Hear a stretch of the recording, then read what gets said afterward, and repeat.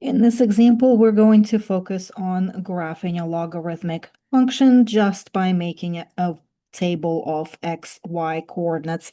So we'll go ahead and start with making a table of values.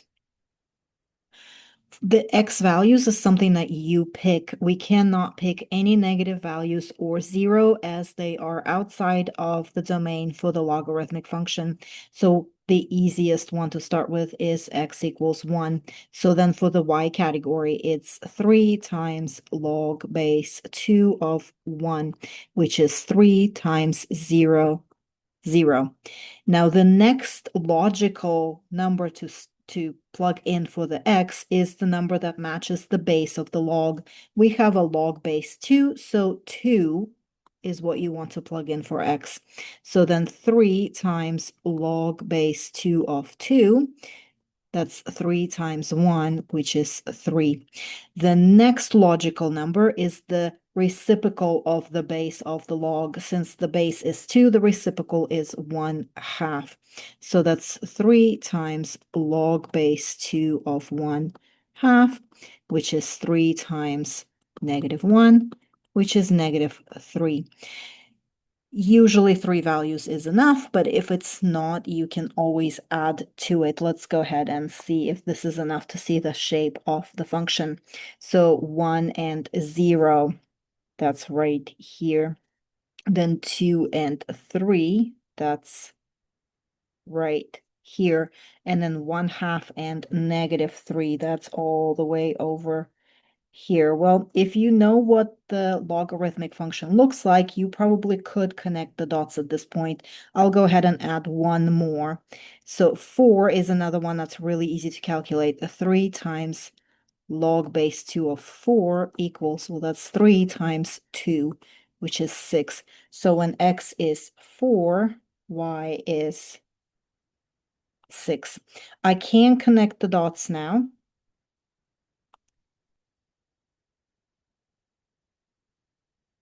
In the general shape of a logarithmic function.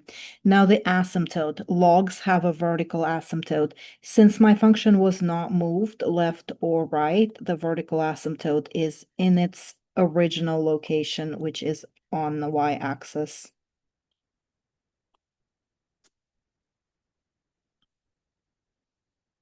There we go. We'll do one more. So again, x and y values always start with a 1 on the x. -2 plus log base 1/3 of 1. It doesn't matter the base of the log. If the inside of the log is 1, the answer is 0. So this is -2 plus 0, which is -2. Now let's match the base of the log, which is 1/3. -2 plus log base 1/3 of 1/3, which is -2 plus 1, so -1. Now let's do the reciprocal of the base. So instead of 1/3, it's 3 over 1, or just 3, -2 plus log base 1/3 of 3. So that's -2 and then -1, so -3. Let's plot these and see if we need any more. 1 and -2, that's right here. Then 1/3 and -1. That's around here. 3 and -3.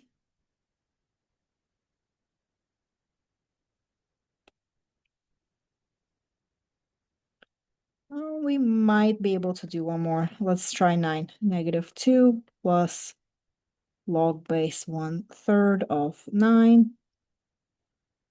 So it's -2 minus 2, that's -4. So it's still on the negative side. 9 and -4, that's right here. Okay, knowing the shape of a logarithmic function, I can go ahead and connect the dots.